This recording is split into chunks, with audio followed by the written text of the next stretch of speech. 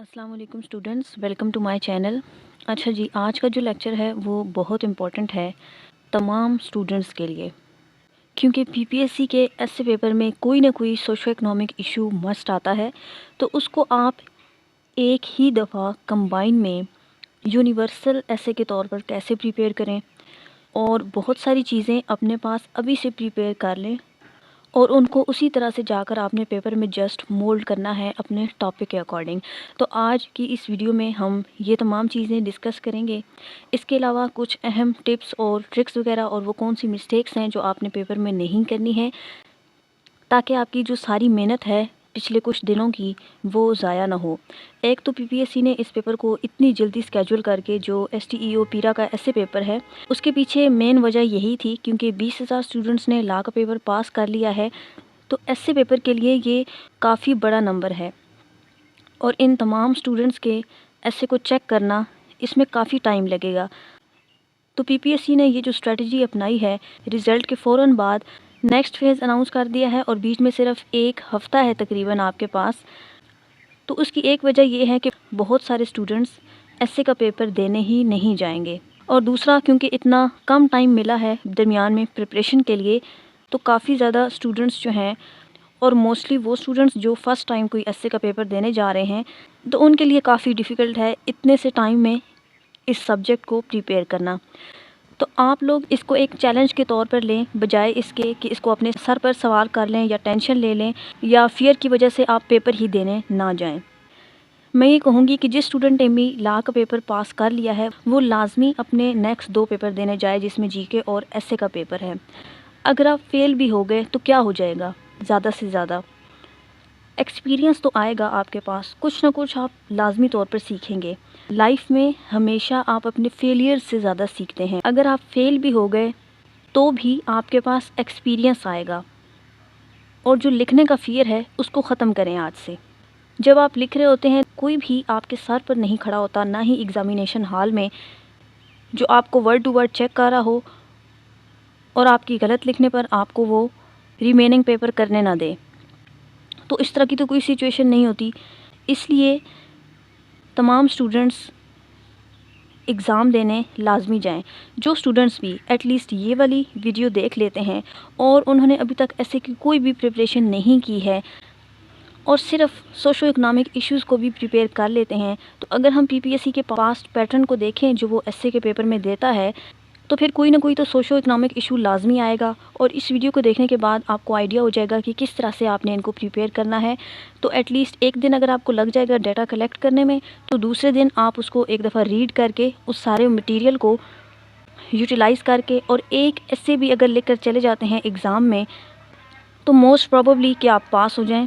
और अगर आप मेहनत करेंगे सिर्फ 3-4 दिन में भी, तो अल्लाह जो है वो आपकी मेहनत का सिला आपको ज़रूर देता है, और आपकी मेहनत कभी ज़ाया नहीं जाती।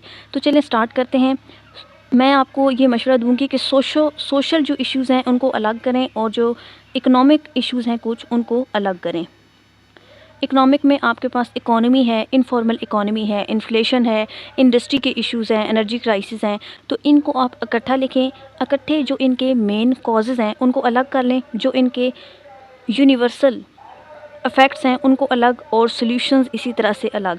तो ये एक यूनिवर्सल मॉडल ऐसे आपके पास तैयार हो जाएगा। अब इनमें से कोई भी ऐसे पेपर में अगर आ जाता है, तो आपने जो अपना यूनिवर्सल मॉडल आउटलाइन या ऐसे प्रिपेयर किया होगा, उसको मोल्ड कर सकेंगे आप पेपर में आए हुए टॉपिक के अकॉर्डिंग। अब करना किस तरह से है वो मैं आपको बताती हूँ। पहली जो हेडिंग होती है किसी भी ऐसे पेपर में, तो वो जो भी आप टॉपिक सेलेक्ट करें, तो वो तो इंट्रोडक्शन की है, उसके नीचे आपने आउटलाइन में थीसिस स्टेटमेंट लिखनी होती है। तो कोई भी सोशो इकोनॉमिक इशू आ गया है, तो जो आप आगे जाकर 200 वर्ड्स का इंट्रोडक्शन लिखते हैं, उसमें आप स्टार्ट में इंट्रोड्यूस कर रहे होते हैं जो भी आपका सोशो इकोनॉमिक इशू आया है। फॉर एग्जांपल पॉवर्टी आ गई है, अनएम्प्लॉयमेंट आ गया है, वीक रूल ऑफ लॉ या करप्शन या गवर्नेंस क्राइसिस पर आ गया है, तो उसको आप थोड़ा सा स्टार्ट में इंट्रोड्यूस करेंगे, एक्सप्लेन करेंगे, और फिर आप उसको हाईलाइट करते हैं कि किस तरह से वो अफेक्ट कर रहा है मल्टीपल नेशनल सोवरेनिटी को, इकोनॉमी, सोसाइटी और पॉलिटिक्स वगैरह पर उसका क्या अफेक्ट पड़ रहा है उस प्रॉब्लम का। उन रूट कॉजेज़ की वजह से जो इम्पैक्ट्स पड़े होते हैं वो आप डिस्कस करते हैं, और एंड पे आप सॉल्यूशंस देते हैं, जो आपने प्रॉब्लम्स बताए होते हैं उन्हीं के आप सॉल्यूशंस देते हैं। तो इंट्रोडक्शन भी आपका मिनी एसे है, थोड़ा सा एक्सप्लेन किया। फिर अगर कॉजेज़ इफ़ेक्ट सॉल्यूशन वाला एसे है तो कॉजेज़ और इफ़ेक्ट्स जो आपने अच्छा आउटलाइन में मेंशन किए होते हैं ना सारे, उन सब को आप नहीं डिस्कस करने लग जाते आउटलाइन में, इंट्रोडक्शन में। तो इंट्रोडक्शन में आप उनमें से सिर्फ 2-3 लिखेंगे, इसी तरह से उसके 2-3 इफ़ेक्ट्स लिख देंगे और फिर एक पाथवे दे देंगे, क्योंकि सॉल्यूशंस को आपने इंट्रोडक्शन में मेंशन नहीं करना होता, वो आप ज़्यादा सॉल्यूशंस जो हैं वो कंक्लूजन में मेंशन करते हैं। अच्छा, नेक्स्ट हेडिंग फॉर एग्ज़ाम्पल अगर ऐसे आ गया है टेररिज्म पर, एक्सट्रीमिज़म पर या इनटॉलरेंस पर, तो आप देख सकते हैं, अगर आपकी राइटिंग स्पीड ज़्यादा है, जल्दी लिख सकते हैं, तो एक पैराग्राफ आप डाल दें, critical overview of issue in the country. इस पर जस्ट एक पैराग्राफ आपने लिखना है, ये नहीं कि इसके नीचे भी आप 4-5 हेडिंग्स लिखकर और उस पर इंडिविजुअली पैराग्राफ लिखना स्टार्ट कर दें, वो आपका लेंथी हो जाएगा। ऐसे जस्ट एक पैराग्राफ उस पर लिखें, नहीं तो इस पोर्शन को ही आप स्किप कर दें, डायरेक्ट अपने टॉपिक की तरफ मूव करें। और कॉजेज़ अगर आपने एक्सप्लेन करनी है तो अभी से आप सोशो इकोनॉमिक इश्यूज़ के लिए यूनिवर्सल कॉजेज़ लिखें जो हर टॉपिक में फ़िट आ रही हों। मैं आपको यहाँ पर एग्जांपल के तौर पर बता रही हूँ, हर कोई अपना मॉडल ऐसे ख़ुद तैयार करे। ठीक हो गया, आप सर्च कर लें 6 से 7 हेडिंग्स, सब हेडिंग्स आप अभी जो है वो अपने पास तैयार करके रख लें। बेशक पेपर में आपको कम लिखना है, अभी आप थोड़ा ज़्यादा जो सब हेडिंग्स हैं अपने पास तैयार करके लिख लें, ताकि पेपर में जितना रेलेवेंट हो उतना आपको याद रह जाए। तो ड्राइविंग कॉजेज़, जो भी सोशो इकोनॉमिक इश्यूज़ हैं उनमें लो लिटरेसी और लैक ऑफ पब्लिक अवेयरनेस ये टॉप पर है, ये सब में आ जाएगा। उसके बाद weak institutional frameworks and governance, फिर economic mismanagement and physical instability, then rapid population growth and urbanisation pressures, inequality in wealth distribution and social opportunities, then unemployment and lack of skills development, environmental degradation and resource mismanagement, external shocks and global challenges। अब ये वो causes हैं, कोई भी socio economic issue आ जाता है paper में और आपने उसमें कॉजेज़ लिखनी है तो ये सब में फिट आ जाएंगी, या आप इनको थोड़ा बहुत मोल्ड कर लेंगे अपने टॉपिक के अकॉर्डिंग, लेकिन आप इनको यूटिलाइज़ लाजमी तौर पर कर सकते हैं। इसी तरह से आप जो इफ़ेक्ट्स हैं यूनिवर्सल वो लिख लें, जैसे यहाँ पर है widening poverty and declining living standards. Corruption पर आ गया है तो आप लिख सकते हैं ये effect, economic stagnation and slowed development, किसी भी सोशल इशू में आप इसको मेंशन कर सकते हैं। Then high unemployment and under unemployment, political instability and weak governance, then social unrest, crime and inequality, brain drain and migration of skilled workforce, environmental stress and resource depletion। उसके बाद है health crisis and reduced quality of life। सो इसी तरह से आप अपने पास note करें। और सॉल्यूशंस तो मैं आपको कहूँगी कि अगर आप अलहदा से नहीं भी लिखते तो जो प्रॉब्लम्स आपने पहले एक्सप्लेन की हैं उन्हीं का तो सॉल्यूशन देना है आपने, जस्ट उसको सॉल्यूशंस की फॉर्म में लिखना है। सगेशियस मेजर्स और solutions to address the issue, अभी जो मैंने आपके साथ डिस्कस किया, फर्स्ट पे हमने इलिटरेसी की बात की है तो promote literacy and public awareness campaigns. इसी तरह से strengthen institutions and governance mechanism, implement targeted economic reforms and physical discipline, invest in skill development and employment generation, promote social equity and inclusion policies, sustainable resource management and environmental protection। अब तो इसी तरह से आप solutions भी लिख लें अपने पास, तो ये आपकी सोशो इकोनॉमिक इश्यूज़ के लिए यूनिवर्सल आउटलाइन बन जाएगी। अब यहाँ पर कुछ इकोनॉमिक इश्यूज़ हैं जिनके लिए मैं आपको कहूँगी कि अलहदा से एक मॉडल जो आउटलाइन है, इंट्रो और कंक्लूजन है, वो तैयार कर लें, जिनमें इकोनॉमी है आपकी, उसमें एनर्जी क्राइसिस, जो आपके इंडस्ट्रियल प्रॉब्लम्स हैं, इनफॉर्मल इकोनॉमी हो गई।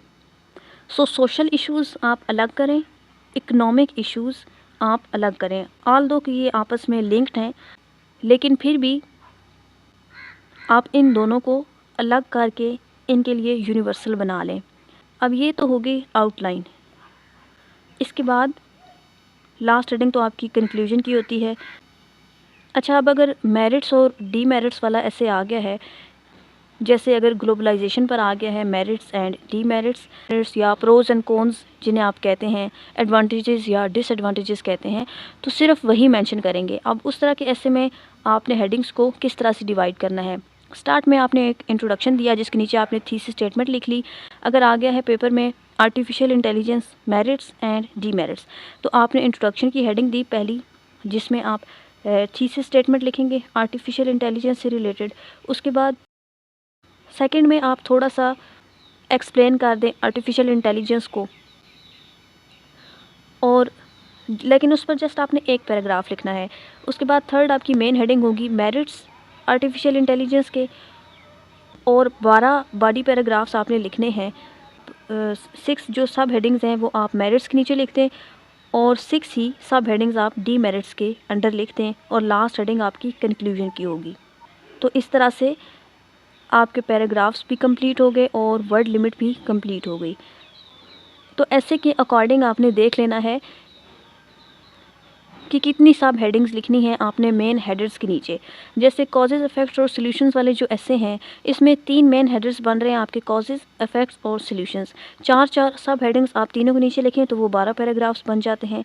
इसी तरह से अगर मेरिट्स डीमेरिट्स वाला या डबल एज स्वार्ड हो गया, एडवांटेजेस डिसएडवांटेजेस, इस तरह वाला ऐसे आ जाता है, तो फिर इनके 2 मेन हेडर्स बन रहे हैं, तो उसमें आप जो सब हेडिंग्स हैं वो 6-6 कर दें तो आपके 12 पैराग्राफ्स बन जाते हैं।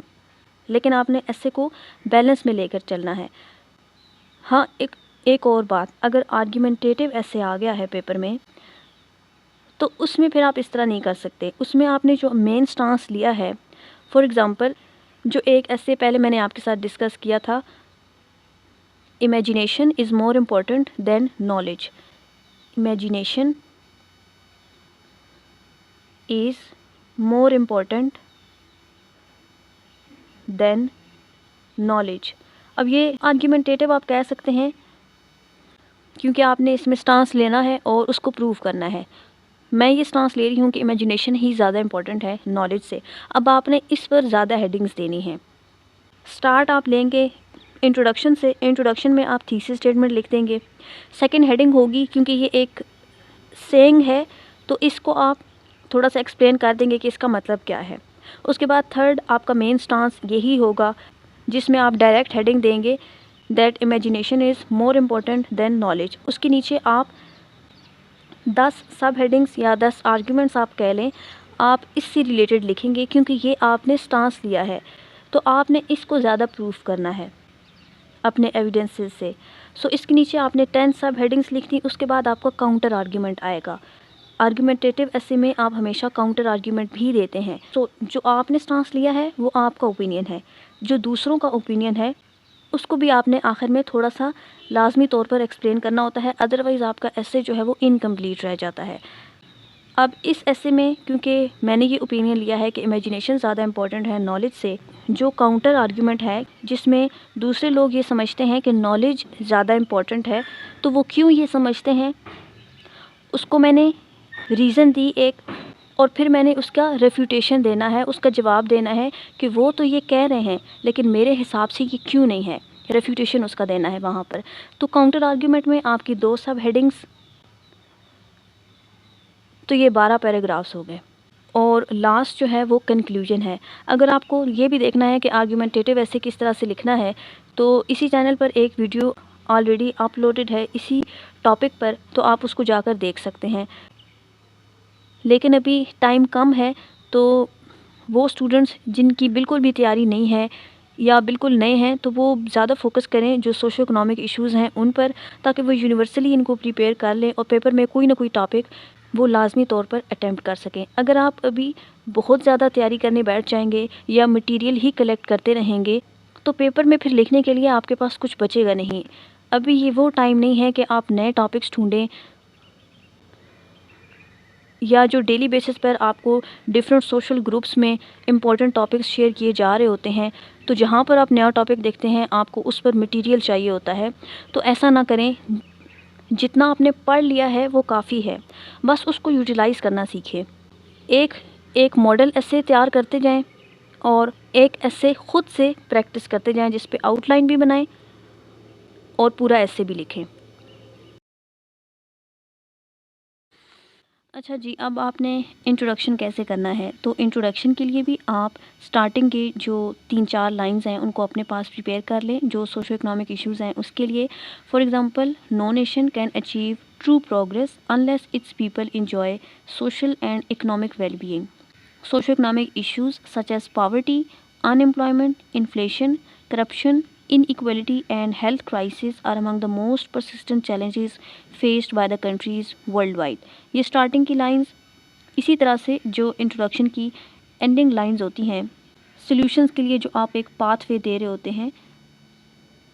By carefully analyzing these problems and exploring their underlying factors, nations can identify practical pathways to address them, paving the way for sustainable development, economic growth, and social stability. Only through such thoughtful examination can countries hope to break the cycle of socio-economic challenges and secure a prosperous future for their citizens। अब ये universal है। अगर आ गया है ऐसे जो है वो वीक रूल ऑफ लॉ पर, तो फिर आपने इसको कैसे मोल्ड करना है। स्टार्ट आपने वहीं से लिया, no nation can achieve true progress unless its people enjoy social and economic well being. आगे आपने वीक रूल ऑफ लॉ से, वहाँ ऊपर यूनिवर्सल ऐसे में काफ़ी सारे प्रॉब्लम्स मेंशन थे, तो आपने अब यहाँ पर just weak rule of law mention करना है। Is one of the most persistent socio economic challenges faced by Pakistan today, affecting governance, justice and overall stability of the society। ठीक है, इसी तरह से जो एंडिंग लाइंस हैं दरमियान में आपने कॉजेज़ और इफ़ेक्ट्स सारे नहीं 2-3 मेंशन कर देने हैं और उसी को आपने लंबा खींचना है। फिर एंड पर वही universal ending, by carefully analyzing these problems and exploring their underline factors, Pakistan can identify practical pathways to strengthen legal institutions, paving the way for sustainable development, economic growth, and social stability.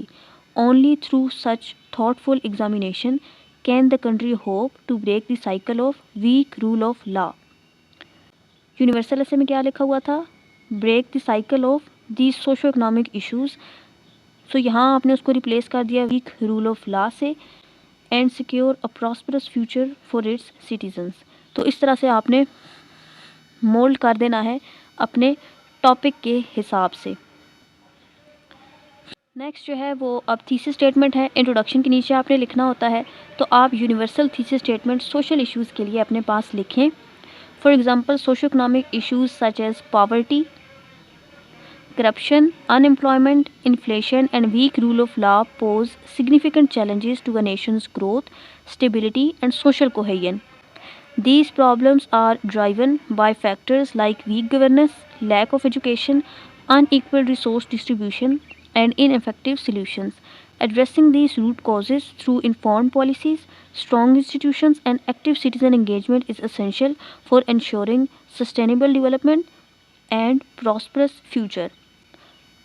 अब आप ऐसे लिख रहे हैं poverty पर, तो यहाँ इन्होंने यूनिवर्सल स्टेटमेंट में तो काफ़ी सारे इश्यूज़ मेंशन्ड हैं, आपने जस्ट पॉवर्टी लिख देना है। Poverty poses a significant challenge to Pakistan economic growth, social stability and overall development. यहाँ लिखा हुआ है दीज प्रॉब्लम्स, क्योंकि काफ़ी सारे प्रॉब्लम्स हैं तो आपने यहाँ पर लिखना है दिस प्रॉब्लम, क्योंकि सिर्फ पॉवर्टी को डिस्कस कर रहे हैं। This problem is driven by factors such as low literacy, unequal resource distribution, weak governance, and limited access to opportunities. Addressing these root causes through effective policies, social welfare programs, and citizen empowerment is essential for ensuring sustainable development and a better future for all। तो ये इस तरह से आपने thesis statements को mould कर लेना है सोशो इकोनॉमिक इश्यूज़ के लिए। नेक्स्ट इसी तरह से आप कंक्लूजन के लिए करेंगे। जो स्टार्टिंग की लाइंस हैं कंक्लूजन के लिए वो आप लिख लें और जो एंडिंग है वो भी आप लिख लें, तो ये पेपर में आपके लिए काफ़ी हेल्पफुल होगा और जस्ट आपने उसको अपने टॉपिक के हिसाब से चेंज करते रहना है। नेक्स्ट जो है वो इम्पोर्टेंट थीम से रिलेटेड आप जो कोट्स हैं वो अपने पास कलेक्ट कर लें। लिखना आपने कैसे है, फॉर एग्जांपल नंबर 1 पे देखें, the future belongs to those who prepare for it today. आगे आपने नाम लिखना है कि ये किसने कहा है, Malcolm X, African American human rights activist. Just आपने नाम नहीं लिख देना, साथ में ये भी बताना है कि वो है कौन। तो इस तरह से आपने कोटेशंस कोट करनी है और उनकी रेलिवेंसी को भी बरकरार रखना है। पॉवर्टी की बात हो रही है तो उससे रिलेटेड आप कोट लिख दें, करप्शन की बात हो रही है तो उससे रिलेटेड लिख दें,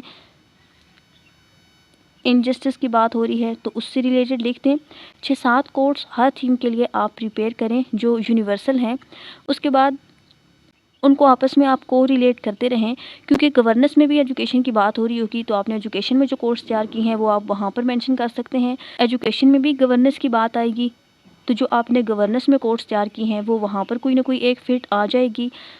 तो जस्ट जो 6-7 हैं कोर्स हैं वो भी आप प्रिपेयर कर लें एक थीम से रिलेटेड, तो वो काफ़ी हो जाएगा। बस आपने रेलिवेंसी मेंटेन रखनी है। सो स्टूडेंट्स, अब अपने टाइम को वेस्ट ना करें, और अगर आपने अभी तक कुछ नहीं भी पढ़ा तो आप इस तरीके से अगर जो सोशल इश्यूज़ हैं और जो इकोनॉमिक इश्यूज़ हैं उनके लिए जो यूनिवर्सल आउटलाइन है और इसी तरह से इंट्रोडक्शन, कंक्लूजन, जो लिंकिंग होती है पैराग्राफ्स की, वो और कोट्स वगैरह तैयार कर लेते हैं, आज ही आप इसको तैयार करें। तो इंशाल्लाह अगर पीपीएससी अपने पुराने पैटर्न पर रहता है तो आपको कोई ना कोई टॉपिक सोशो इकोनॉमिक इशू से रिलेटेड पेपर में लाजमी नज़र आएगा और आप उसको अटैम्प्ट करने की पोजीशन में होंगे। याद करने वाली चीज़ें जो हैं वो सिर्फ कुछ हैं, जो कुछ कोट्स आपने याद कर लेनी है, कुछ आप जस्ट पढ़ते जाएंगे और वो आपके माइंड में बैठती जाएंगी, बार बार पढ़ने की उनको ज़रूरत नहीं है। कुछ स्टैट्स और एविडेंसेस वगैरह आपने याद कर लेने हैं, बाकी सारी आपकी प्रैक्टिस है। जो ये इंट्रोडक्शन का स्टार्ट और एंड है, इसी तरह से कंक्लूजन का स्टार्ट और एंड है, और जो थीसिस स्टेटमेंट है वो आप अपने पास यूनिवर्सल लिखें ज़रूर, लेकिन उनको याद करने की ज़रूरत नहीं है। जस्ट आप एक दफ़ा पढ़ें और फिर ख़ुद से लिखें, प्रैक्टिस करें। जब आप अभी एग्ज़ामिनेशन हॉल में नहीं हैं, घर में हैं, यहाँ पर आप जब प्रैक्टिस कर लेंगे तो एग्ज़ामिनेशन हॉल में आपका हाथ खुद ब खुद चलेगा। अगर आप अभी से इनको बस लिख कर याद करना स्टार्ट कर देंगे तो वो सिर्फ आपके लिए टेंशन क्रिएट करेगा और प्रैक्टिस ना होने की वजह से एग्ज़ाम में आप लिख भी नहीं पाएंगे। तो ये आपकी हैंड की और माइंड की प्रैक्टिस है। जस्ट अपने पास अभी कलेक्ट करें मटेरियल, उसको पढ़ें और प्रैक्टिस करें। अगर अभी तक कुछ नहीं भी पढ़ा तो सिर्फ इनको प्रिपेयर करके भी इंशाल्लाह आप पास ज़रूर हो जाएंगे अगर आप घर से प्रैक्टिस कर जाते हैं। सो मुझसे जितना हो सकता था इतने कम शॉर्ट टाइम पीरियड में मैंने आप सबके साथ शेयर किया है, तो अभी आप पर है कि आप इसको प्रैक्टिस करके पेपर में जाएं। एक और इम्पॉर्टेंट चीज़ मैंने आप लोगों के साथ शेयर करनी थी, पेपर में आपने घड़ी लाजमी लेके जानी है, सिंपल जो होती है, क्योंकि एग्ज़ामिनेशन हॉल में मोस्टली आपको वहाँ पर घड़ी नज़र नहीं आती और बार बार आप टाइम अगर पूछते रहेंगे तो आपका टाइम वेस्ट होगा। सो अलोकेटेड टाइम में अपने एसे को कंप्लीट करने के लिए नंबर 1 आपने घड़ी एग्ज़ामिनेशन हॉल में लाजमी लेकर जानी है। नंबर 2 घर में एसे को प्रैक्टिस लाजमी करके जाएं। टाइम एलोकेट कर लें कि बेशक आप 10 मिनट ले लें टॉपिक को चूज़ करने में, लेकिन वो टॉपिक चूज़ करें जिसमें मौजूद वेरिएबल्स आपको क्लियर हों, उससे रिलेटेड मटेरियल, एविडेंसेस वगैरह आपके पास मौजूद हों, उस टॉपिक को आपने चूज़ करना है। थर्ड नंबर पर आप अपनी शीट के बैक पर जाएं और वहाँ पर थोड़ा सा रफ़ वर्क कर लें, रफ़ सी आप आउटलाइन बना लें। अब उसको पूरा आपने लिखना नहीं स्टार्ट कर देना, जस्ट मेन आइडियाज़ रफली जो आपके माइंड में आ रहे हैं, ब्रेनस्टॉर्मिंग, वो आप वहाँ पर कर लें और फिर वापस आकर आप उसको नीट कर लें। तो आउटलाइन बनाने के लिए आप 20 मिनट ले लें। उसके बाद इंट्रोडक्शन लिखना स्टार्ट करें और इंट्रोडक्शन के लिए आप 15 मिनट्स लें। 1 घंटा आपके जो बाकी बॉडी पैराग्राफ्स हैं उनको दें। 10 मिनट आप कंक्लूजन को एलोकेट करें और 5 मिनट आपके पास बाकी बच जाएंगे जिसमें आपका जब पेपर कंप्लीट हो जाएगा तो टाइम ख़त्म होने में 5 मिनट रहते होंगे। तो इस हिसाब से आप टाइम को एलोकेट कर लें या अपने हिसाब से उसको ब्रेक डाउन कर लें और उसी के अकॉर्डिंग ऐसे राइटिंग की प्रैक्टिस करें। That's all about today's video. I hope कि जो भी प्रैक्टिस करे, मेहनत करे, वो इंशाल्लाह ज़रूर ऐसे पेपर को पास करेगा। और जिन स्टूडेंट्स ने भी लॉ का पेपर पास कर लिया है वो लाजमी तौर पर नेक्स्ट 2 पेपर देने जाएं। तो होप्स हो कि ये आप सबके लिए यूज़फुल रही हो। अगर आप इसी तरह की और वीडियोस देखना चाहते हैं तो मेरे इस चैनल को सब्सक्राइब कर लें, साथ में मौजूद बेल आइकन को लाजमी प्रेस करें ताकि आपको आने वाले लेक्चर्स की नोटिफिकेशन मिलते रहें। Thanks for watching. अल्लाह हाफिज़।